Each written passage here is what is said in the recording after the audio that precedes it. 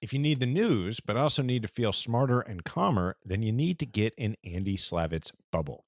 Andy is a former White House advisor and Ultimate Outsiders insider. Every Monday, Wednesday, and Friday, Andy offers his access to leading experts. Join Andy for discussions on COVID, gun violence, climate change, and more.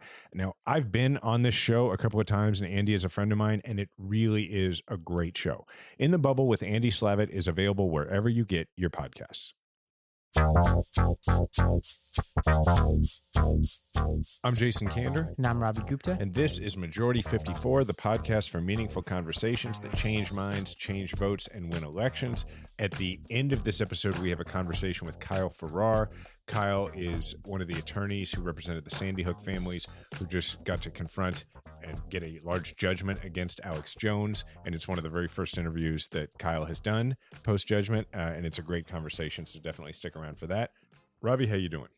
I'm good, man. You stole home yesterday? You're such a good correct? friend. I texted you last night about it, and you're like, he obviously is going to want to talk about this. Want to hear about this. Definitely a highlight life moment. I am reading this Ricky Henderson biography right now, and Oh, that's right. I remember that. I didn't put this all together. You had put on Instagram last week that this is why you're stealing bases. For those who are listening, Ricky Henderson has stolen more bases than anybody in Major League history, I believe. Yeah. Oh, yeah. To get this right, you're reading this book and you're just now trying to steal every base you possibly can. Well, now. I've always right? I'm definitely not a power guy, so it's obviously always speed has always been a part of my game because it's kind of there's 5 tools in baseball. I have 3, so I try and. What are these 5 tools? Oh, well, you can hit for average, meaning you get a lot of hits. A decent amount of hits. You can have speed. You can have a strong arm. You can have power, and then defense. Like you play good defense. I play pretty good defense. I have a very weak arm anymore because it just got destroyed. Pitching in high school, I don't pitch anymore. I have speed. I don't hit for power. I do hit for average. So a 3 out of 5. Got it. Age adjusted to 41 in an adult men's baseball league, right? So whatever. So stealing base is always part of my game, but I don't know what it was, man. I'm reading this and it's all about Ricky just taking over the league, taking over games. I'm not saying I'm going to do that, but yesterday I went to my game and before I left, I said to Diana, I was like, I just am so into this. I'm taking over this game like Ricky Henderson. So I go out there. Oh my God. I get a couple hits. I steal 3 bases, but the best part was in high school, I was on a prospect team. I was not a prospect. I was just good enough to make the team, not good enough to be anybody the scouts had any interest in. But I was a runner on third in one game, and the pitcher was really slow to the plate, and my coach was like, steal home. So I'm like, okay, which stealing home, for people who don't really follow baseball, when you look at everybody who's played baseball, anybody who's been a baseball player, if you ask them, have you ever stole home? I would say they are less likely to say yes to that than a golfer is to say, yeah, I've had a hole in one. It's extremely rare. Yeah, because the pitcher is so used to pitching to the catcher in that position that it's the fastest motion on the field, right? Well, so it's like any other base. If you got to steal it, you get to start running when the pitcher's pitching, and then the catcher has to throw to that base. You're running to a base, the ball's already there. Right. And so anyway, I went to steal home in high school in this game, and I halfway down the line, this thought hit me. I was like, had a good break. I was gonna steal home. I was gonna get to brag about it for the rest of my life, and this thought hits me, and it is, wait, the batter doesn't know I'm stealing home. What if he swings? I'm going to get killed. And I hesitated, which I shouldn't have. I hesitated. I got stuck. They threw me out, and it's bothered me ever since.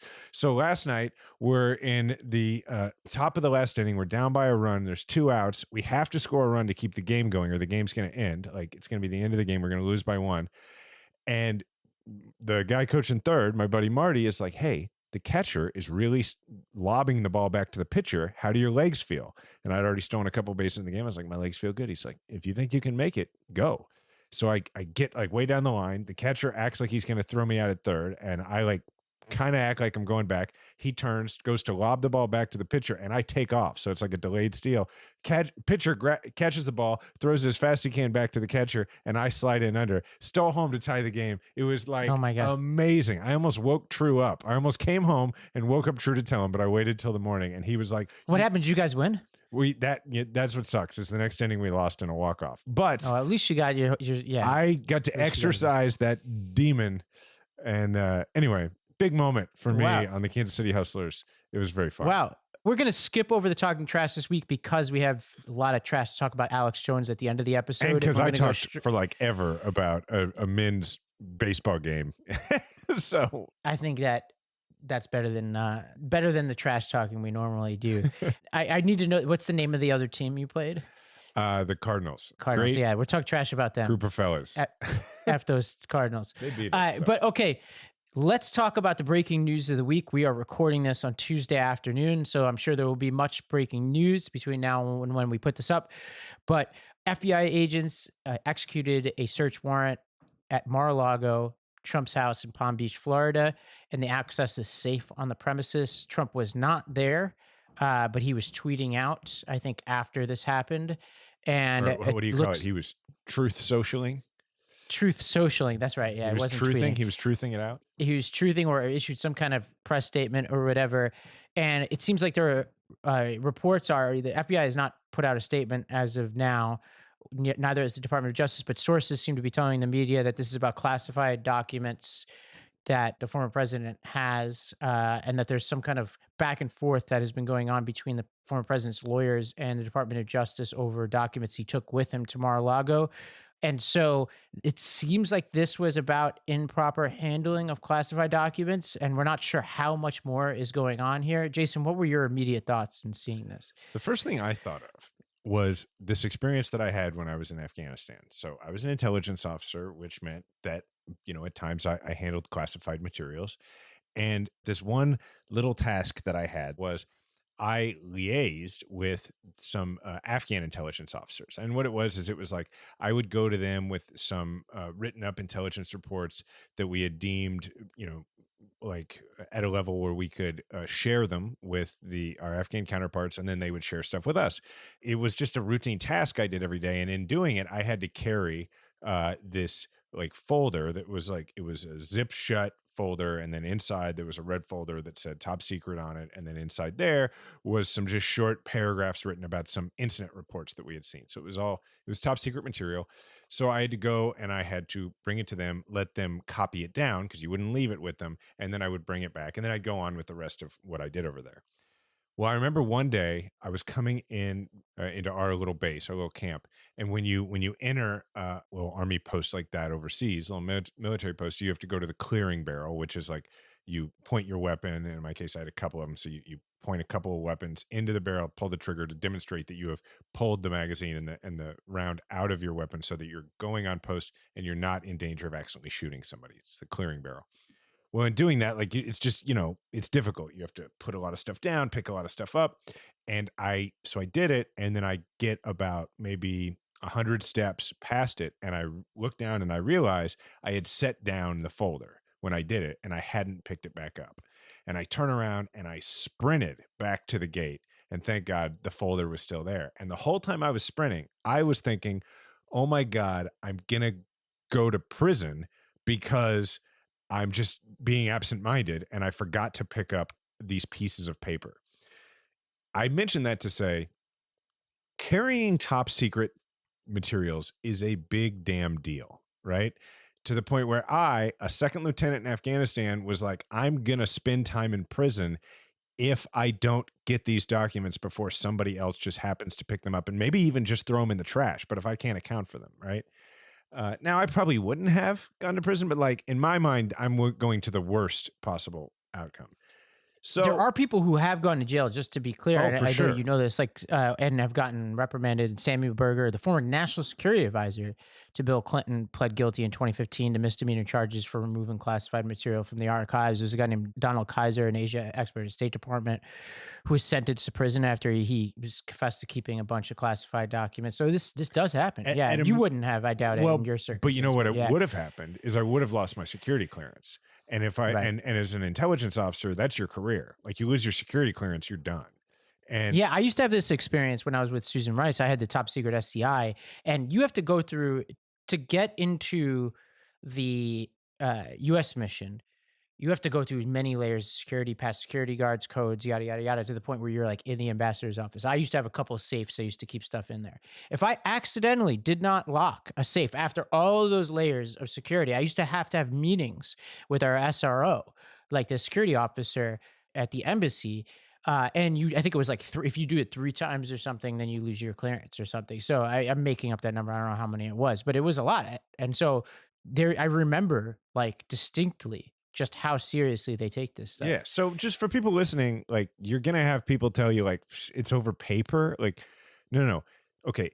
The level of, classified document that got to you at the UN or me at Camp Eggers in Kabul versus the level that gets to the Oval Office, like what it says in those documents. Yeah, it's a big damn deal that is just sitting around at a retired person's house on a golf course in Florida. Yeah, it could, for example, have information about who is providing information to the United States government, like, overseas assets, Sources and we put in methods. harm's way. Yeah. So this is a big deal. Worth keeping in mind that the FBI director is Christopher Wray, who is appointed by Donald Trump. And so when you hear all of this whining from the right about this being some kind of political witch hunt, it's worth mentioning that the guy who executed this was Trump's handpicked FBI director. All reports seem to indicate, as of today, that the Biden White House had no idea about this. It's very possible that Merrick Garland did because the Department of Justice oversees the FBI. So that seems likely. I think the big speculation here is why they did this. Now, my sense is there's a couple of things that could be going on here. One could be they just wanted the documents. They didn't even want to charge him, and they may decide not to charge him. And they're just like, look, we just need to get these documents back because he's compromising national security. And they could be like, look, like, given he is the former president and he's running against Biden again, we're going to decline to prosecute, even though if he was, say, the National Security Advisor, we would. And I think we could argue about whether that's right or wrong, but it could be that they just want these documents. I'm not sure that's what's going on here, but that's one option. I think another option is that there's something in these documents that either is embarrassing to Trump, which is why he wants to hold on to them, or he's using this information for some kind of purpose, like whether it's to, leverage it against some kind of, for political reasons, or use it in some kind of negotiations with foreign governments or something. I'm speculating here fully. I have no idea. And then the third option is that this is part of some larger conspiracy, right? That we have no idea about, right? Like that something about the way he's using classified material and holding onto it, it belies some kind of large conspiracy. The reporting did indicate just in the past hour that this is unrelated to the January 6th stuff, at least according to reporting by the New York Times. So it's a totally separate investigation. I'm very curious as to what this is because Merrick Garland is not a very aggressive guy when it comes to this kind of stuff. So I'm really curious as to what is really going on behind the scenes here. So a couple of things about this. I think one, and I had forgotten about this, but I just read about it, an article on CNN that refreshed my memory that, there's a policy. Obviously, this was not abided by in the 2016 election, but there's a policy at the FBI of not doing things like this within 90 days of an election in order to avoid anything high profile and something like this influencing an election. And that if you count back, I think this was done at like 91 or 92 days. And so part of it is just, if you think that you're going to need to do this in the next few months, you got to do it now, or you're going to run afoul of that policy. That's a good point. Yeah. Yeah, which means we may not hear from them again until after the election. Right. And then the other thing for me to think about here is like, Trump is not a guy who seemed to, I don't know, take his work home with him. And this is literally what he's done here. And so I think you got to have a lot of concern about what is in classified documents that Donald Trump was like, I'm going to need that. Doesn't seem like a guy who keeps a lot of souvenirs, but this sounds like it's a lot of stuff. It's documentation, right? I mean, look, you can't not be concerned about a guy who has been willing to invite other nations to collaborate with him on domestic politics.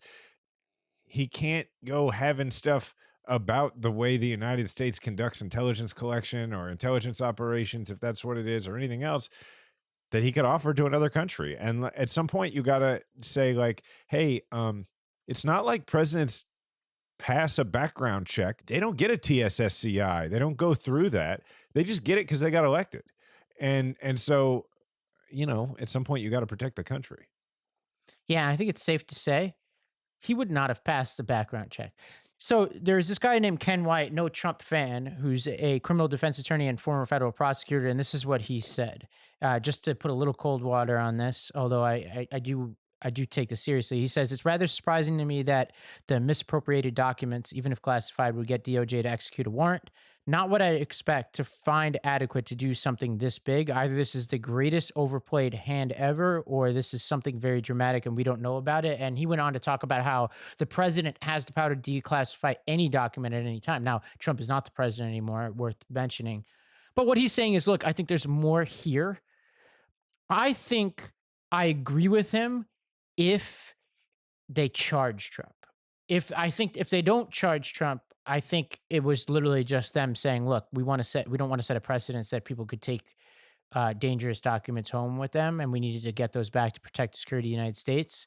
I think if they charge him, there's going to be more going on here, knowing what I know about Merrick Garland. Well, one last thing about this is that I also read that when they first came down, investigators first came down to say, hey, we'd like to talk a little bit about these documents that we think you took. This is like a year ago or whatever now, that Trump was there. He wasn't there for this search, but he was there at that time, and that he apparently, politician that he is, stopped in and said hello, didn't answer questions about the documents, but I guess at least twice during their visit stopped in and was friendly and said hello, which means it's not like Trump was completely unaware. I mean, heck, that was reported at the time. It's not as if he was totally unaware that they were interested in these documents. Apparently, while they were there for that visit, they asked, can we see where the documents are kept? They were taken to the place where the documents were kept. They asked a lot of questions. They didn't take any documents that day.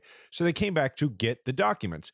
My point is that Trump setting the 5-alarm fire through his post, to me, feels like Trump is going, okay, I'm using this to my advantage.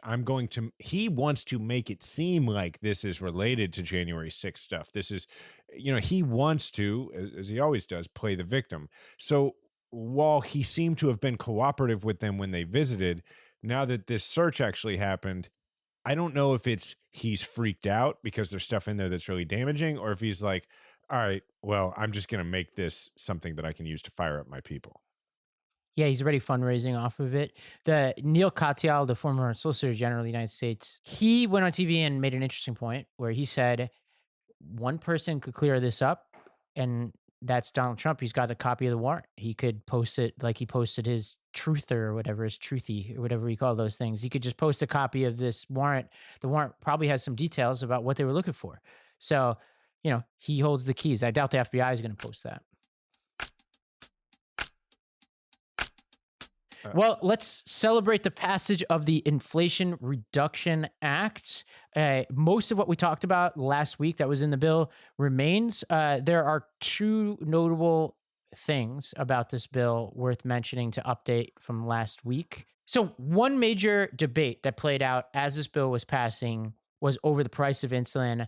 Because of weird procedural stuff I won't go into, the provision to cap the price of insulin required 60 votes, and they didn't get enough Republican votes. I think they got 7 Republican votes, but not enough to pass this. And so insulin is going to continue to be priced at an exorbitant level. I think it's something like $1,200 a month for some people around this country, even though it only takes a few dollars to manufacture. There are only 3 companies that manufacture and sell it, so they basically operate like a monopoly and raise prices in tandem. Dan Pfeiffer tweeted, "Put this in every ad," and I think by and large everybody accepts that this was poor politics and policy and morals from the GOP. Something that I think we're going to hear a lot about between now and November. So, a lot of people, I've seen people on my social media saying, "But I don't understand why would they be, against this cap?" And correct me if I'm wrong, but I'm guessing it has a lot to do with companies that provide insulin make a lot of money and they don't want it capped, and there are people who will carry that water in Congress. Is it that simple? I think it's a combination of that and this, I'm going to punish the Democrats for using reconciliation. Notably, your home state Senator Josh Hawley did vote for this. I think he's one of the few GOP senators. The difference between him and Cruz, I think, is how committed he is to this populist bit that he's in right now. But at least if there were just more of them, we've got to gotten this passed. I think there was a McConnell call that was like, look, we're going to punish them. We don't want to give Biden another victory. I mean, just the sheer amount of Biden victories lately are pretty staggering when you think about the CHIPS Act, which we haven't even talked about. You know, there's just so much happening right now. So I think they're like, all right, let's not hand him a victory. I think inadvertently they stepped in it because now they have their own senators, including people like Ron Johnson, who's up for reelection, who now are going to be having to answer to the public. And there's a lot of people who take insulin. 8.4 million Americans take insulin. So if you take the people who take insulin and then the people who are their family members, and then just those of us who give a shit about people, even if we don't know them personally, it's a lot of people who will care about this. One change to this bill that I think does seem to have a little something to do with people contributing money is Kyrsten Sinema's late minute edits to this bill. I would take a step back and say, all right, we were worried about what she was going to do. In the end, I think all of us, I can't remember if I said it on this podcast or not. I think it was pretty clear she was going to come around on something, but she was going to ask for something. Mm-hmm. And there's this parlor game in DC about who is Kyrsten Sinema. And if she were a Kardashian or something, like, is she going to stay with Pete Davidson or whatever? That would be cute and interesting. But this is a U.S. senator who's answerable to voters. And the idea that she is not even the least bit transparent about really important policy before and after these types of votes really pisses me off. And what she asked for here and got, in the end, this is a great piece of legislation, but is really telling. So they removed a provision in the bill to close what's referred to as the carried interest loophole. This is a benefit to private equity and real estate firms, which allows them to pay lower tax rates on the profits from their investments. They're literally the only types of people who benefit from this, rich people. Democrats added in a 1% excise tax on most stock buybacks to replace that provision because they needed the revenue. Good. And I can get into, if you want, like why stock buybacks are a really important area of policy. I actually really like this provision that they added. But she also tinkered with the minimum corporate tax also to protect private equity. Whereas before it was like there's this $1 billion in profits cap or trigger to say this is what triggers the minimum corporate tax. It had basically also included language that if you're a private equity entity where each little company that you have might not be $1 billion, but if you roll it all up into a big private equity company and it's over $1 billion, then you're subject to this tax. She fought for it and got that language taken out that applied to private equity companies. So you actually saw like, what the hell? Like there's not a lot of private equity in Arizona. What is going on here? Although that was part of her defense, right? She was like, I want to protect investment in Arizona. Right. Yeah, okay. But she did get a lot of donations from private equity. So to me, this is just terrible stuff. The bill is great. In the end, it's still great. The stock buyback stuff is great. But I do have serious questions about our senior senator, I guess she is, from Arizona. Like, what's going on with Kyrsten Sinema? I think it's one of two things. I think at this point she sees the writing on the wall and she knows that our friend and friend of the show, Ruben Gallego, is, if she's going to actually run as a Democrat, which I can't imagine for re-election, he's going to clean her clock in the primary. And then she's going, okay, well, I'm going to run as an independent, so it doesn't really matter. In that case, it's like I may as well go after these, contributions from private equity. So that could be a strategy because I think she's a very strategic person as far as that goes. But I think the other just as likely, if not more likely possibility is she goes, yeah, I'm not going to get reelected to the Senate. But you know what? I'm going to go work in private equity. Yeah, but what is private equity at the end of the day? It's having a platform to where you can go in and you can raise money from major investors. And if you've got experience in government and you want to work in the private equity sector where you're doing raises for things that are going to be government contractors and that kind of thing, well, that's certainly very valuable. So I think one way or the other, this is either her playing to her strength politically and running the lane that she thinks she can run, or it is her setting herself up for, as Jon Stewart put it to me a couple weeks ago, her pot of gold at the end of this rainbow. And either way, man, it's super disappointing. And you're right. I'm tired of saying how disappointed I am in some of these people who I used to know. Yeah. And she's, people call her moderate, but I'm like, you know what? Like there are a lot of moderates out there. Moderate is not sellout, right? Like a moderate, John Tester. Like right. A moderate is somebody who, yeah, hey, like I'm, I want a reasonable tax rate. I'm a little bit more skeptical of regulation than the next or whatever, but there's principled moderates. I don't know what she is, but she's not principled She's in whatever an she is. opportunist. The point is that all of the good stuff that was done here, and it is substantial, is stuff that the Republicans all voted against. I mean, it's you talk about, 3 months out from the midterms, like a very clear depiction of the difference. Look, I'll be honest. There have been plenty of times on this show over the last, however it's been long that we've been in like a midterm cycle, that I struggle to come up with stuff to get excited about, right? And I don't just mean stuff to get excited about in terms of what you can talk about running up to the election. I mean, like, just stuff to get excited about. It's hard. It's a 50-50 split, and two of the Democrats are pretty 50-50 themselves. So it's really hard to get stuff done. And honestly, my personal experience on the Afghan evacuation stuff with the Biden administration, while it is 1,000 times better than it would have been had it been the Trump administration, I've struggled with them a little bit at times, and it has affected my enthusiasm. I'm enthusiastic about this. This is like good things happened for America and for Americans. I mean, my friend Brian Schatz, was in tears about what this means in terms of climate. I mean, Brian this is like the cause of his life, and so this is real. And man, this is pretty cool. It's the kind of thing where, if God forbid we really don't do well at all in the midterms, and well, this is something where it made people's lives better, and it will be very important. Yeah, I think it's important to just stop. I know our audience has heard a lot of doom and gloom here. We try not to be as doomish and gloomish as others, or even how sometimes I often feel in my heart. But this is, but let's just take a step back here. Gun legislation, microchips, veterans benefits, the Inflation Reduction Act, which obviously is kind of a misnomer in many ways. It reduces deficit, invests in climate, extends the ACA, decreases the price of drugs. You got all this stuff going on at the same time that we had the Kansas vote.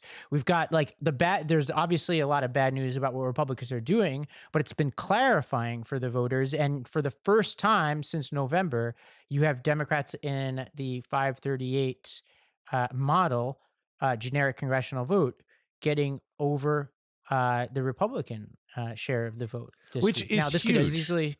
Yeah, and obviously the tide could turn. We know what those days of the Afghanistan mess were, and how Biden dropped like a stone. So obviously this could go in any direction really fast.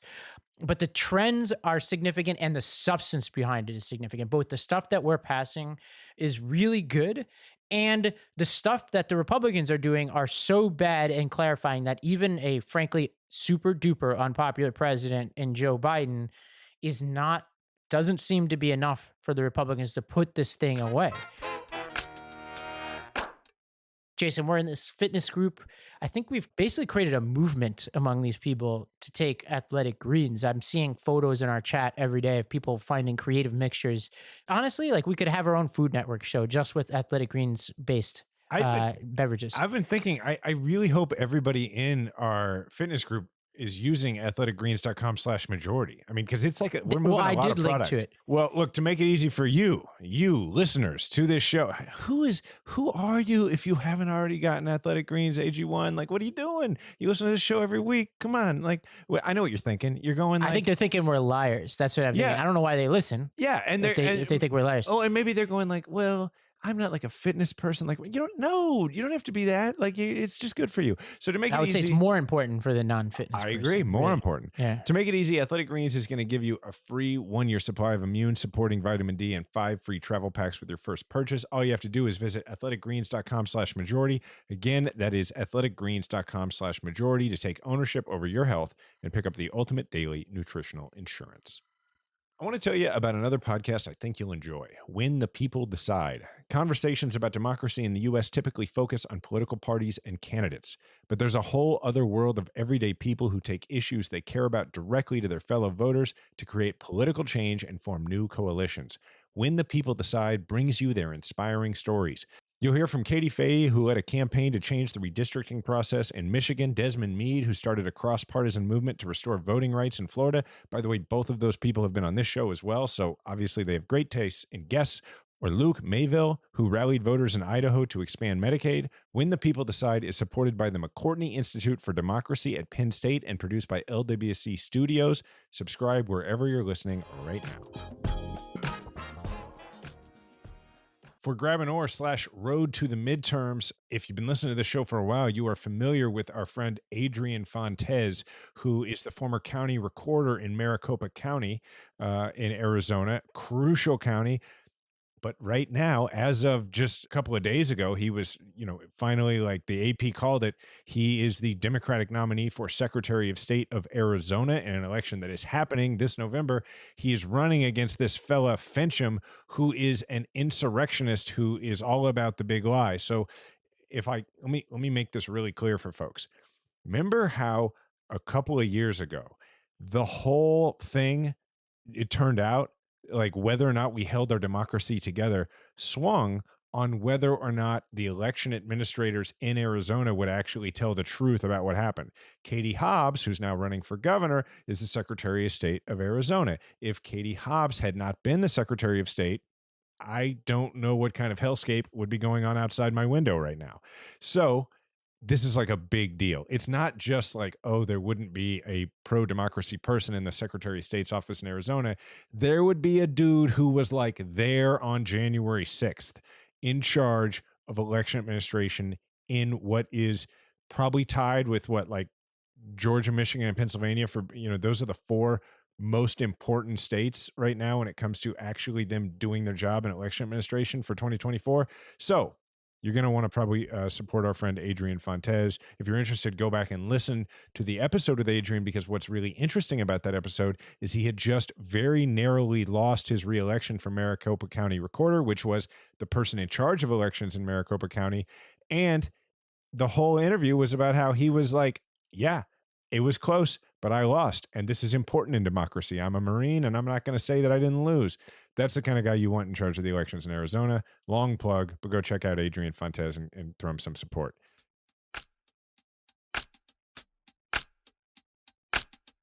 The other day, I was tweeting a bit about how much I was enjoying watching the attorneys for the Sandy Hook families really take apart Alex Jones, and how it was like the first thing in a really long time that made me sort of for a moment kind of miss being a trial lawyer. It was fleeting, but I felt it.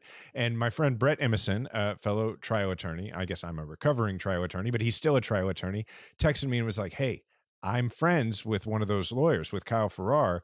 Would you like to talk to him? I was like, absolutely. I'd love to have him on the show. And that's what we're about to do, which is really exciting. Kyle Farrar uses his powers for good. He's a lawyer who takes on some of the biggest companies, from the auto industry, medical device industry, to Alex Jones and InfoWars, to protect and help the people that they have actually hurt. And this is one of his first interviews since the judgment actually came down. Kyle, thanks for being here. Well, Kyle, I wanted to just start with a question of just who is Alex Jones and what did he say about the mass shooting in Sandy Hook that even got us to this place where he's hauled in front of a court and subject to a major ruling like we got this past week? So Alex Jones is a longtime conspiracy theorist who hosts a radio show it's televised. So it's kind of a TV/radio show, but he's got a huge audience. Millions and millions of people tune into him every day. He puts out 8 to 9 hours of content every single day, mostly with the goal of selling supplements that he puts on his website. Really where he exploded was in 2012 with the Sandy Hook elementary school shootings. He developed a conspiracy theory that it was all a hoax, a false flag, and it never happened. So he went on kind of years and years and years, and he had these weird sort of conspiracy theories as to why and facts as to why. So that sort of forms a lot of the claim. He did specifically target Neil Heslin. And Neil was on the Megyn Kelly show in 2017. And he went on the Megyn Kelly show to try to get Alex Jones to be quiet about this and to prove that he did have a kid. And in his interview with Megyn Kelly, he said, Jesse died and I held him in my arms with a hole in his head. Alex Jones came out a week after that and said that couldn't ever happen. And he edited some clips from the medical examiner and from another interview of the McDonald family to make it look like none of the parents ever saw their kids after they were shot that day, which is obviously absurd. So that is the background as to how we got there, was his years of lies about Sandy Hook, and then specifically in 2017, targeting Neil Heslin. And there were clearly a lot of people who bought into this, there's people who bought into this without, ever acting out on it toward the families or anything like that. I mean, there's people who we don't know about who are like, well, maybe that wasn't real. And I was just wondering if this experience has imbued you with any sort of guesstimation or theory as to why people are inclined to this sort of thing. Just to preview, I tend to feel like we have a little bit of a national avoidance of trauma when it comes to these mass shootings anyway. I don't know if that was your experience here or not. I don't know. I mean, when we started normalizing the term alternative facts, that sort of becomes an issue. And I think that Alex Jones is one of the main reasons that we've normalized that term, is if there's multiple sets of facts, as opposed to, different viewpoints of a set of facts. To your point, a lot of people did buy into this. We had an expert testify, Becca Lewis from Stanford, who's fantastic and smart and just brilliant, and she's an expert on misinformation. And she looked at a study that said 24% of Americans believe either Sandy Hook didn't happen or have questions about the sort of official narrative. That's staggering. I mean, 1 in 4 Americans think that there's something fishy going on at Sandy Hook. And Kyle, given this is America, we have the First Amendment. My sense is it's not easy to bring these kind of claims, because in this country, there's a whole lot you can say that's false that you can get away with.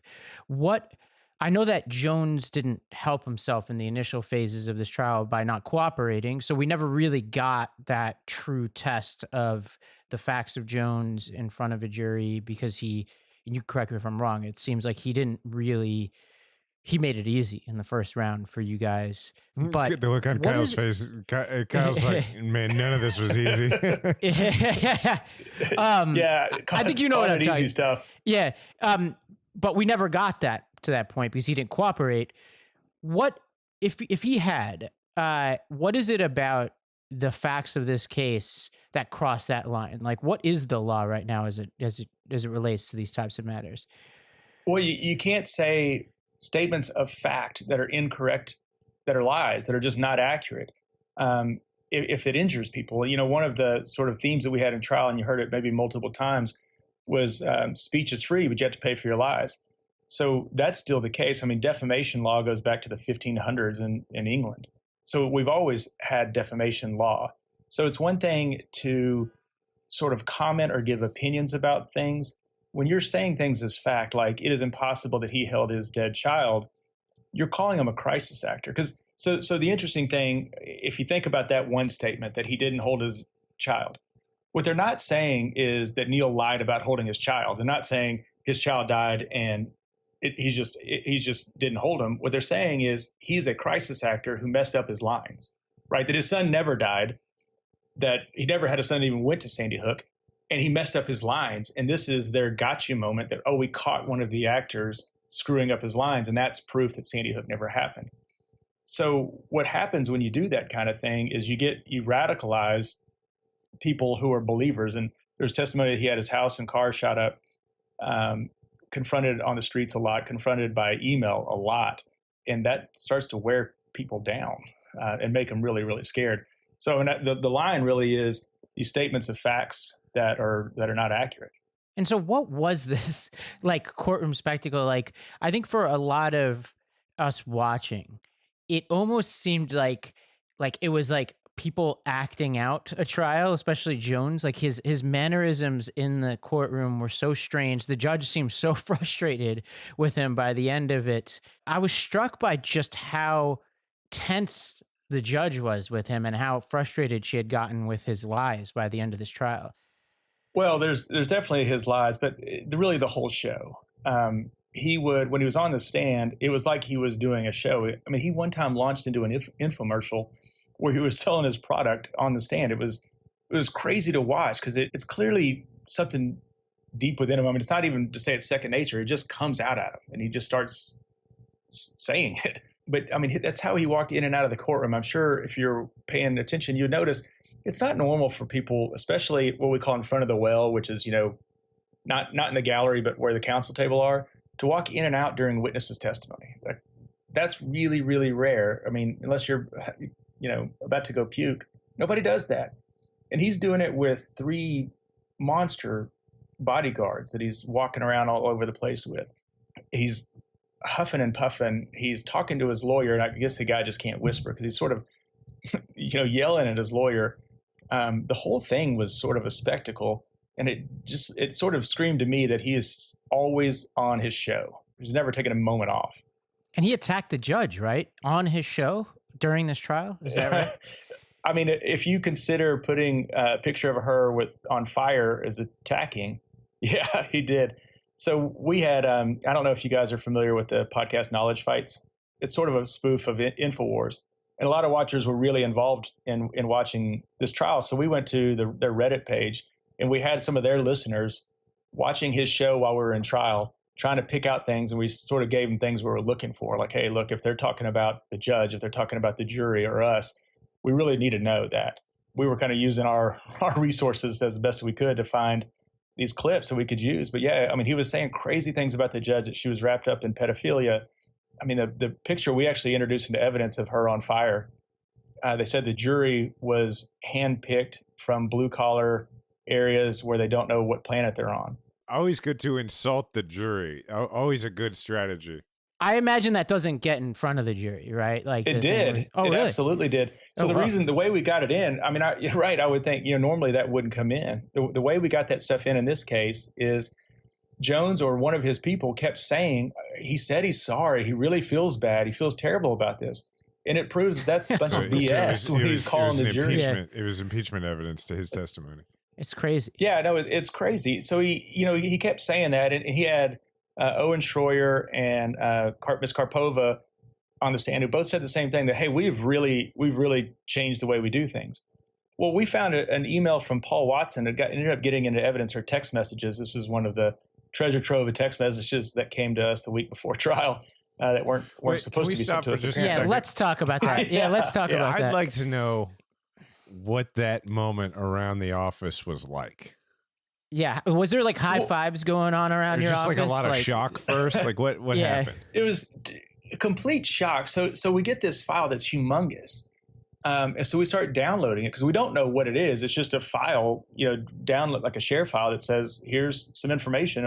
And it's from Rinal's firm. So seems legit. And we're like, well, this is more than our server. And our server is big. I'm like, this is a crazy amount of data. So we sort of start going through it, and we're like, I don't think he meant to send this to us. I think he was meaning just to send this link to some Connecticut lawyers. And just pausing there for a second, just as a question of law, is what's the legal sort of standard here? Like, are you allowed, if they send it by accident, are you allowed to just take it, or is there something like? So it depends. Yeah. And the rule's pretty clear. So what happens is, once we tell them, or they figure out on their own that they produce information that they didn't mean to, they have 10 days to tell us if any of that information is privileged, if it's an attorney-client privilege, or we have some other privileges. But if it's a privileged piece of information, and if they say that, it is, and this is a privilege, we have to give it back immediately, and we can't argue about it. We could argue with the judge later on.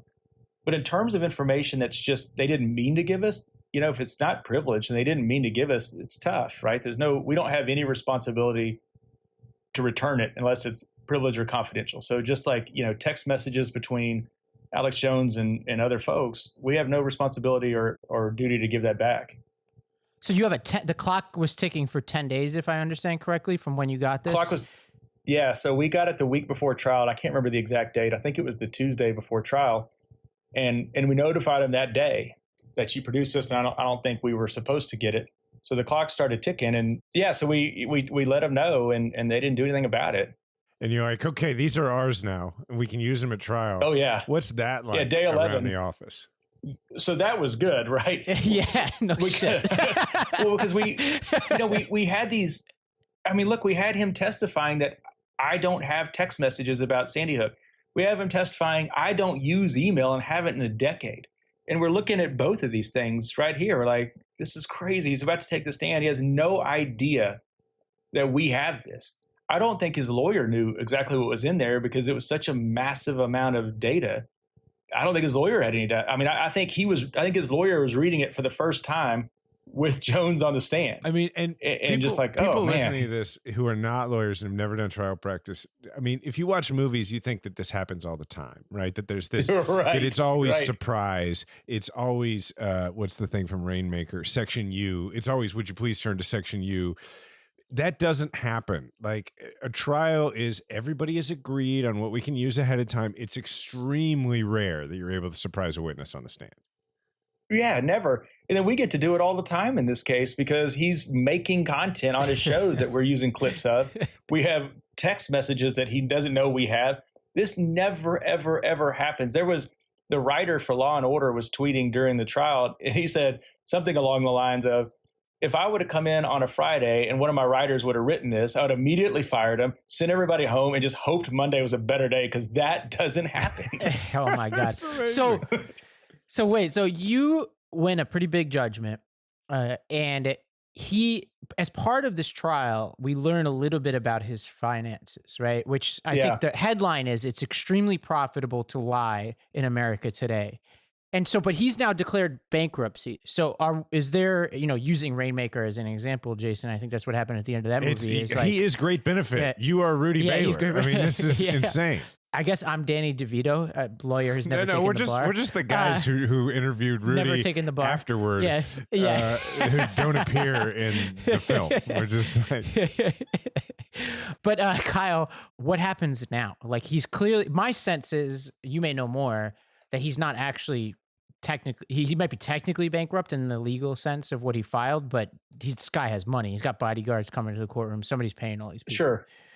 Yeah, so it's interesting. So to be clear, Alex Jones hasn't filed bankruptcy yet. Free Speech Systems filed bankruptcy, which is the company that owns InfoWars, basically. I mean, that's his real company. He's got the other sort of shell companies out there, but Free Speech is his major company. So where we go right now is a bit unclear. I think that our appeal is going to get sucked up into the bankruptcy. That's my guess. There's money there, right? So, the award that we got was against both Alex Jones and Free Speech Systems together. So joint and several liability, they're both responsible for all of it or some of it, however they want to split it up. And Alex Jones hasn't filed bankruptcy yet. We know from testimony and from some documents that we got that he pulled out about $62 million from Free Speech Systems last year alone, and then $18 million a couple years before that. So there's money to find, and we're on the trail. That's the stuff that everybody dreams about. I mean, just to put a villain up there and just get him. I mean, and just and the fact that the families got to see it, whether they're in the room or not, that they get that's the catharsis of that. I mean, I've at a way, way, way, way lower scale, I had some cases against con artists, and just when I got the video deposition where I was able to confront the person who defrauded my clients, in a couple of those cases, we never even got a judgment, never got a settlement. It didn't make it that far. The settlement was so small, but they were so happy just to have the video. Well, the one thing that was so cathartic on this one was when Scarlett testified. She started just before lunch and went maybe 20 or 30 minutes. We went to lunch. She came back, and Alex Jones had come back, and she was just facing Alex Jones, and she just dressed him down like a wayward child. Not mad, not angry, just utterly disappointed. And it went on for like 20 minutes of her just talking to Alex. She wasn't answering questions, and nobody was stopping it, so we damn sure weren't going to. And she just got to look at him in the eye and just tell him what he did was wrong and how it hurt her, and that Jesse was real and she's real. And just this, it was like everybody had goosebumps. Most people behind me, I could hear almost everybody sniffling because they were clearly tearing up. It was so cathartic for her. And I watched her be different after that. I mean, I would just her walking around, she clearly healed a lot from just being able to meet him like that. It was really cool and powerful to watch. Kyle, great work out there. Congratulations on the verdict, and I know Thanks. you've got a lot of work to go.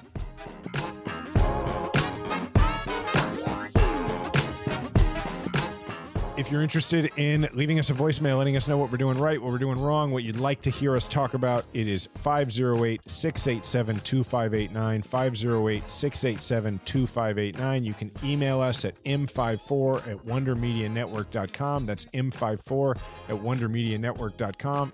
As an aside, if you're in Kansas City and you got some time during the day over the next few days, Thursday, Friday, Saturday, possibly Sunday, the Kansas City Hustlers are going to be playing in the NLBM Classic, which is the Negro Leagues Baseball Museum Classic. You can go to nlbmclassic.com. It's like a national tournament. You know, if you want to see some old guys play baseball on really cool fields and support the Negro Leagues Baseball Museum, come on out. The schedule's on there.